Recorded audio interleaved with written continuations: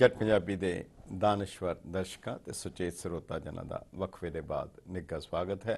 ਸਾਹਿਬ ਕਮਾਲ ਸਾਹਿਬ ਸ੍ਰੀ ਗੁਰੂ ਗੋਬਿੰਦ ਸਿੰਘ ਜੀ महाराज ਦੇ आ रहे पावन प्रकाश उत्सव ਤੇ एक बार फिर ਸਾਰਿਆਂ ਨੂੰ ਵਧਾਈ ਦਿੰਦਿਆਂ ਹੋਇਆਂ ਲੱਖ ਲੱਖ ਵਧਾਈ ਹੈ।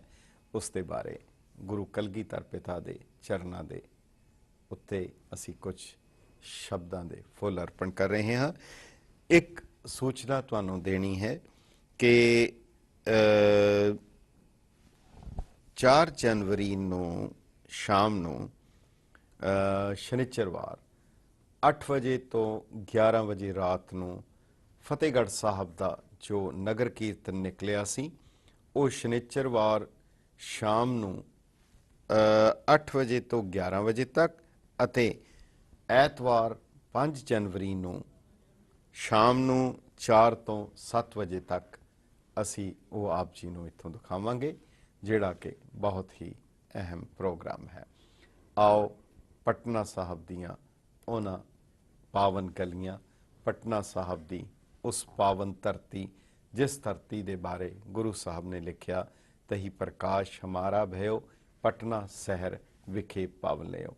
ਜਿਸ ਵੇਲੇ ਗੁਰੂ ਕਲਗੀਧਰ ਪਿਤਾ ਦਾ ਪ੍ਰਕਾਸ਼ ਹੋਇਆ, ਜਦੋਂ ਗੁਰੂ ਕਲਗੀਧਰ ਪਿਤਾ ਦਾ ਪ੍ਰਕਾਸ਼ ਪਟਨਾ ਸਾਹਿਬ ਵਿੱਚ ਹੋਇਆ, ਪੀਰ ਭੀਖਣ ਸ਼ਾਹ ਜਿਹੜੇ ਪੰਜਾਬ ਦੇ ਵਿੱਚ ਸਨ ਔਰ ਉਸ ਵੇਲੇ ਉਹਨਾਂ ਨੇ ਪੂਰਬ ਵੱਲ ਸਜਦਾ ਕੀਤਾ, ਜਿਸ ਨੂੰ ਵੇਖ ਕੇ ਉਹਨਾਂ ਦੇ ਮੁਰੀਦ ਬੜੇ ਹੈਰਾਨ ਹੋਏ। ਉਹਨਾਂ ਨੇ ਕਿਹਾ ਕਿ ਮੈਨੂੰ ਅੱਲਾਹ ਦਾ ਪ੍ਰਕਾਸ਼ ਉੱਥੇ ਨਜ਼ਰ ਆ ਰਿਹਾ ਹੈ। ਪੀਰ ਸਾਹਿਬ ਆਪਣੇ ਸਾਥੀਆਂ ਨੂੰ ਲੈ ਕੇ ਪਟਨਾ ਸਾਹਿਬ ਦੀ ਉਸ ਪਾਵਨ ਧਰਤੀ ਦੇ ਉੱਤੇ ਪਹੁੰਚੇ ਔਰ ਗੁਰੂ ਸਾਹਿਬ ਦੇ ਦਰਸ਼ਨਾਂ ਦੀ ਖਾਹਿਸ਼ ਜ਼ਾਹਿਰ ਕੀਤੀ। ਮਾਮਾ ਕਿਰਪਾਲ ਚੰਦ ਜੀ ਅਤੇ ਪਰਿਵਾਰ ਦੇ ਹੋਰ ਲੋਕ ਕੁਝ ਥੋੜਾ ਜਿਹਾ ਸੋਚੀ ਪੈ ਗਏ, ਪਰ ਉੱਥੇ ਉਸ ਥਾਂ ਦੇ ਉੱਤੇ ਪੀਰ ਸਾਹਿਬ ਦੇ ਉਹਨਾਂ ਦੀ ਸ਼ਿੱਦਤ ਨੂੰ ਦੇਖ ਕੇ, ਉਹਨਾਂ ਦੀ ਬੇਨਤੀ ਨੂੰ ਦੇਖ ਕੇ, ਜਦੋਂ ਬਾਲ ਗੁਰੂ ਗੋਬਿੰਦ ਰਾਏ ਜੀ ਨੂੰ ਜਦੋਂ ਲੈ ਕੇ ਆਂਦਾ ਪੀਰ ਸਾਹਿਬ ਨੇ ਆਪਣੀ ਸੋਚ ਮੁਤਾਬਕ, ਕਿਉਂਕਿ ਇਸ ਧਰਤੀ ਦੇ ਉੱਤੇ ਖੈਮਰ ਦੇ ਬਾਹਮਣ ਮੌਲਾਣੇ ਵਾਲੀ ਜਦੋਂ ਗੱਲ ਸੀ ਤਾਂ ਉਹਨਾਂ ਨੇ 2 ਕੁੱਜੀਆਂ ਰੱਖੀਆਂ ਔਰ ਇਹ ਮਨ ਵਿੱਚ ਧਾਰਨਾ ਧਾਰੀ ਕਿ ਜੇ ਖੱਬੀ ਕੁੱਜੀ ਦੇ ਉੱਤੇ ਹੱਥ ਰੱਖਣਗੇ ਤਾਂ ਹਿੰਦੂਆਂ ਦਾ ਪੱਖ ਪੂਰਨਗੇ, ਸੱਜੇ ਦੇ ਉੱਤੇ ਹੱਥ ਰੱਖਣਗੇ ਤਾਂ ਤੁਰਕਾਂ ਦਾ, ਮੁਸਲਮਾਨਾਂ ਦਾ ਪੱਖ ਪੂਰਨਗੇ। ਗੁਰੂ ਕਲਗੀਧਰ ਪਿਤਾ ਨੇ ਦੋਨੋਂ ਕੁੱਜੀਆਂ ਦੇ ਉੱਤੇ ਇੱਕੋ ਨਾਲ ਹੀ ਹੱਥ ਰੱਖ ਦਿੱਤਾ। ਆਉਣ ਵਾਲੇ ਸਮੇਂ ਦੇ ਉਸ ਮਿਸ਼ਨ ਨੂੰ ਗੁਰੂ ਸਾਹਿਬ ਨੇ ਪ੍ਰਗਟ ਕਰ ਦਿੱਤਾ, ਜਿਹੜਾ ਬਾਅਦ ਵਿੱਚ ਉਹਨਾਂ ਨੇ ਅੰਕਿਤ ਕੀਤਾ, ਜਾਂ ਤੇ ਛੂਟ ਗਿਓ ਭ੍ਰਮ ਉਰਕਾ ਤਿਸ ਆਗੇ ਹਿੰਦੂ ਕਿਆ ਤੁਰਕਾ। ਮਗਰ ਇਸ ਤੋਂ ਪਹਿਲੇ ਗੁਰੂ ਤੇਗ ਬਹਾਦਰ ਸਾਹਿਬ ਨੇ ਇੱਕ ਹੁਕਮਨਾਮਾ ਭੇਜਿਆ ਸੀ ਕਿ ਹਵੇਲੀ ਵੱਡੀ ਲੈਣੀ, ਖੁੱਲੀ ਲੈਣੀ। ਉਹ ਜਿਹੜੇ ਹੁਕਮਨਾਮੇ ਪਟਨਾ ਸਾਹਿਬ ਦੇ ਵਿੱਚ ਸੰਭਾਲੇ ਪਏ ਹਨ, ਜਿਨ੍ਹਾਂ ਦੇ ਦਰਸ਼ਨ ਕਰਾਏ ਜਾਂਦੇ ਹਨ। ਗੁਰੂ ਗੋਬਿੰਦ ਸਿੰਘ ਸਾਹਿਬ ਦੇ ਉਸ ਬਾਲ ਕਾਲ ਦੇ ਵਿੱਚ ਉਹ ਮਾਤਾ ਜੀ ਦਾ ਖੂਹ, ਜਿੱਥੇ ਪਾਣੀ ਭਰਨ ਆਇਆ ਕਰਦੀਆਂ ਸਨ ਬੀਬੀਆਂ, ਗੁਰੂ ਸਾਹਿਬ ਬੱਚਿਆਂ ਨੂੰ ਲੈ ਕੇ ਤੀਰ ਅਭਿਆਸ ਅਤੇ ਹੋਰ ਨਿਸ਼ਾਨੇਬਾਜ਼ੀ ਕੀਤਾ ਕਰਦੇ ਸਨ।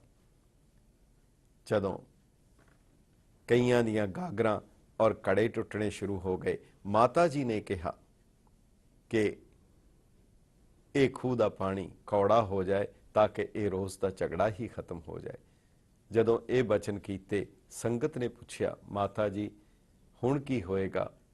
ਤਾਂ ਉਹਨਾਂ ਨੇ ਕਿਹਾ, ਹੌਲੇ ਹੌਲੇ ਸੰਗਤ ਆਏਗੀ ਤਾਂ ਫਿਰ ਪਾਣੀ ਮਿੱਠਾ ਹੋ ਜਾਏਗਾ।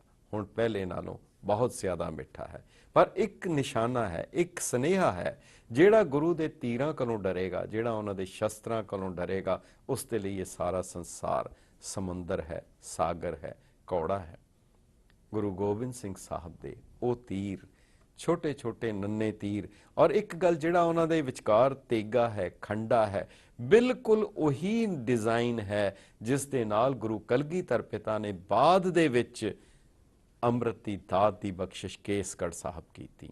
ਇਹ ਸਾਰੀ ਤਿਆਰੀ ਦੀ ਸ਼ੁਰੂਆਤ ਪਟਨਾ ਸਾਹਿਬ ਦੀ ਉਸ ਪਾਵਨ ਧਰਤੀ ਦੇ ਉੱਤੇ ਹੋਈ। ਉੱਥੇ ਇੱਕ ਘਾਟ ਹੈ ਗੰਗਾ ਦਾ, ਜਿੱਥੇ ਗੁਰੂ ਸਾਹਿਬ ਬੱਚਿਆਂ ਨੂੰ ਲਿਜਾ ਕੇ ਖੇਡਿਆ ਕਰਦੇ ਸਨ। ਉਸ ਘਾਟ ਦੇ ਉੱਤੇ ਗੁਰੂ ਸਾਹਿਬ ਨੇ ਆਪਣਾ ਸੋਨੇ ਦਾ ਕੰਗਨ ਲਾ ਕੇ ਨਦੀ ਦੇ ਵਿੱਚ ਸੁੱਟ ਦਿੱਤਾ। ਜਦੋਂ ਮਾਤਾ ਜੀ ਨੇ ਪੁੱਛਿਆ ਕਿ ਉਹ ਕੰਗਨ ਕਿੱਥੇ ਹੈ, ਗੁਰੂ ਸਾਹਿਬ ਸਾਰਿਆਂ ਨੂੰ ਲੈ ਤੁਰੇ ਔਰ ਉੱਥੇ ਜਾ ਕੇ ਉਹਨਾਂ ਨੇ ਦੂਸਰਾ ਕੰਗਨ ਵੀ ਲਾ ਕੇ ਉੱਥੇ ਸੁੱਟ ਦਿੱਤਾ ਔਰ ਕਿਹਾ ਕਿ ਇੱਥੇ ਕਰਕੇ ਹੈਗਾ। ਮਤ ਖਿਆਲ ਕਰੋ ਕਿ ਗੁਰੂ ਸਾਹਿਬ ਦੀ ਉਹ ਬਾਲਪਨ ਦੀ ਗੱਲ ਸੀ ਜਦੋਂ ਉਹਨਾਂ ਨੇ ਉਹ ਸੋਨੇ ਦਾ ਕੜਾ ਸੁੱਟ ਦਿੱਤਾ। ਦਰਅਸਲ ਉਹ ਇੱਕ ਸੁਨੇਹਾ ਸੀ ਕਿ ਆਉਣ ਵਾਲੇ ਸਮੇਂ ਵਿੱਚ ਇਹ ਦੁਨਿਆਵੀ ਚੀਜ਼ਾਂ ਦਾ ਕੀ ਸਭ ਕੁਝ ਇੱਥੇ ਅਰਪਣ ਕਰਨਾ ਪੈਣਾ ਹੈ। ਨਾ ਕੇਵਲ ਇਹ ਬਾਲਪਨ ਦੀ ਗੱਲ ਸੀ, ਬਿਲਕੁਲ ਇਹੀ ਕੌਤਕ ਤੇ ਇਹੀ ਚੋਜ ਗੁਰੂ ਸਾਹਿਬ ਨੇ ਬਾਅਦ ਦੇ ਵਿੱਚ ਨਗੀਨਾ ਕਾਟ ਹਜ਼ੂਰ ਸਾਹਿਬ ਦੇ ਵਿੱਚ ਵੀ ਦੁਹਰਾਇਆ। ਉਸੇ ਸਥਾਨ ਦੇ ਉੱਤੇ ਫਤਿਹ ਚੰਦ ਮੈਣੀ, ਜਦੋਂ ਫਤਿਹ ਚੰਦ ਮੈਣੀ ਦੀ ਰਾਣੀ ਨੇ ਇਹ ਧਾਰਨਾ ਮਨ ਵਿੱਚ ਸੋਚੀ ਕਿ ਮੇਰੇ ਕੋਲ ਵੀ ਗੁਰੂ ਗੋਬਿੰਦ ਸਿੰਘ ਜੀ ਜੈਸਾ ਬਾਲਕ ਹੋਏ ਤਾਂ ਹਜ਼ੂਰ ਸੱਚੇ ਪਾਤਸ਼ਾਹ ਉਸ ਤੇ ਗੋਦ ਵਿੱਚ ਆ ਬੈਠੇ ਔਰ ਕਿਹਾ, ਮਾਂ ਮੈਂ ਆ ਗਿਆ ਹਾਂ। ਉਹ ਦੂਧ ਪੂਤ ਕੇ ਦਵਈਆ, ਰੋਗ ਸੋਗ ਕੇ ਮਿਟਈਆ, ਇਹ ਜਿਹੜਾ ਗੁਰੂ ਸਾਹਿਬ ਦਾ ਬਿਰਧ ਸੀ ਉਹ ਉਹਨਾਂ ਨੇ ਉੱਥੇ ਦਿੱਤਾ। ਫਿਰ ਗੰਗਾ ਦੇ ਕਿਨਾਰੇ ਦੇ ਉੱਤੇ ਇੱਕ ਪੰਡਤ ਸ਼ਿਵਦੱਤ ਸੀ, ਜਿਸ ਦੇ ਮਨ ਵਿੱਚ ਇਹ ਲਾਲਸਾ ਸੀ, ਜਿਸ ਦੀ ਮਨ ਦੀ ਇੱਛਾ ਸੀ। ਉਹ ਰਾਮਚੰਦਰ ਜੀ ਦਾ ਉਪਾਸ਼ਕ ਸੀ, ਪਰ ਜਿਸ ਵੇਲੇ ਗੁਰੂ ਗੋਬਿੰਦ ਸਿੰਘ ਸਾਹਿਬ ਆਪਣੇ ਸਾਥੀਆਂ ਨੂੰ ਲੈ ਕੇ ਜਿਗਾ ਕਲਗੀ ਸਜਾਈ ਹੋਈ, ਮੋਢੇ ਦੇ ਉੱਤੇ ਪੱਥਾ ਹੈ, ਤੀਰ ਕਮਾਨ ਹੈ, ਤਾਂ ਜਦੋਂ ਉਸਨੇ ਦਰਸ਼ਨ ਕੀਤੇ, ਸਜਦਾ ਕਰ ਦਿੱਤਾ। ਉਹ ਕਹਿਣ ਲੱਗਾ, ਮੈਨੂੰ ਮੇਰਾ ਰਾਮ ਮਿਲ ਗਿਆ ਹੈ, ਮੈਨੂੰ ਮੇਰੇ ਰਾਮ ਦੇ ਦਰਸ਼ਨ ਹੋ ਗਏ ਹਨ। ਪਰ ਕੇਵਲ ਇਹੀ ਨਹੀਂ, ਜਦੋਂ ਨਵਾਬ ਦੀ ਸਵਾਰੀ ਲੰਘੀ, ਜਦੋਂ ਉਸ ਥਾਂ ਤੋਂ ਨਵਾਬ ਦੀ ਸਵਾਰੀ ਲੰਘੀ ਤਾਂ ਅੱਗੇ ਅੱਗੇ ਐਲਾਨ ਹੋ ਰਿਹਾ ਸੀ, ਬਾਮੁਲਾਹਿਜ਼ਾ ਹੋਸ਼ਿਆਰ। ਉੱਥੇ ਗੁਰੂ ਸਾਹਿਬ ਬੱਚਿਆਂ ਨੂੰ ਟਾਣੀਆਂ ਲੈ ਕੇ ਔਰ ਨਾਲ ਹੀ ਉਹਨਾਂ ਨੇ ਨਵਾਬ ਨੂੰ ਮੂੰਹ ਚੜਾ ਦਿੱਤਾ।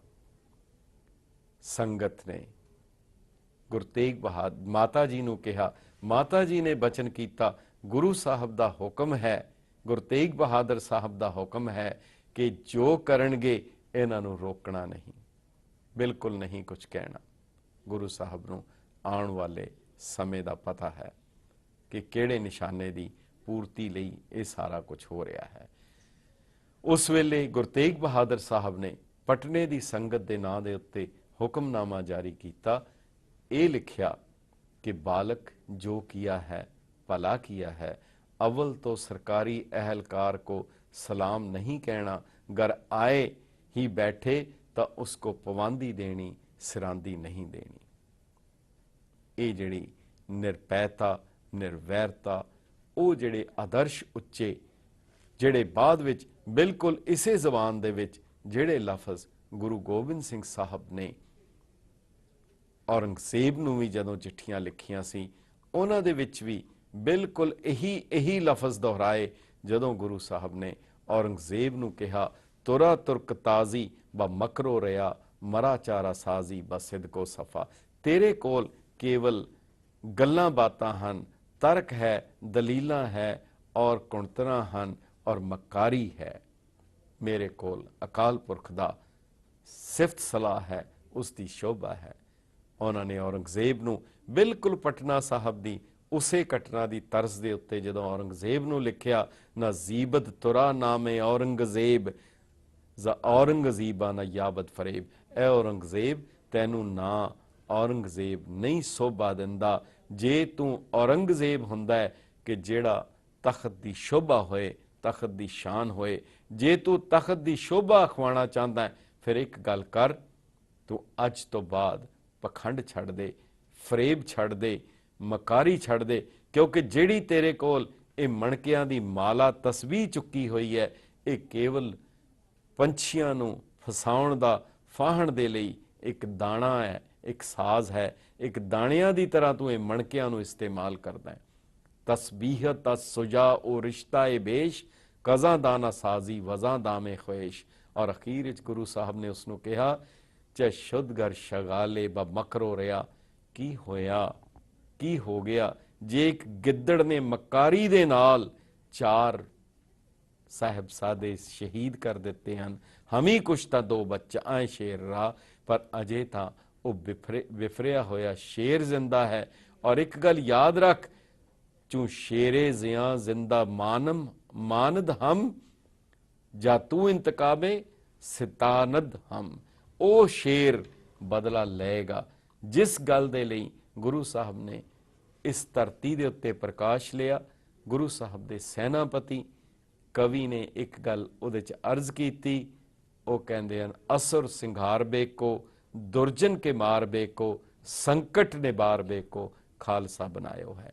ਇਹ ਜਿਹੜੀ ਖਾਲਸੇ ਦੀ ਸਿਰਜਣਾ ਦੇ ਲਈ ਗੁਰੂ ਸਾਹਿਬ ਦਾ ਪ੍ਰਕਾਸ਼ ਹੋਇਆ, ਗੁਰੂ ਨਾਨਕ ਸਾਹਿਬ ਦੇ ਉਸ ਮਕਸਦ ਨੂੰ ਪੂਰਾ ਕਰਨ ਲਈ ਪਟਨੇ ਦੀ ਪਾਵਨ ਧਰਤੀ ਦੇ ਉੱਤੇ ਗੁਰੂ ਕਲਗੀਧਰ ਪਿਤਾ ਦੇ ਜੋ ਪ੍ਰਕਾਸ਼ ਹੋਇਆ, ਉਸ ਦੀ ਸਾਰਿਆਂ ਨੂੰ ਬਹੁਤ ਬਹੁਤ ਵਧਾਈ ਹੋਵੇ।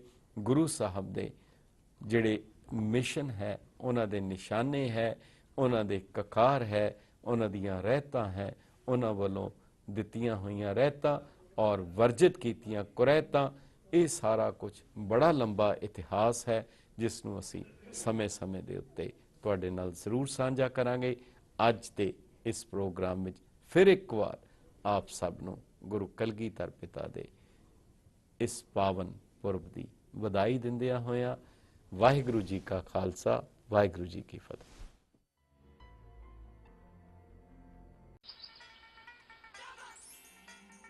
अपनी बोली अपनी पहचान पंजाबी हर महफिल दी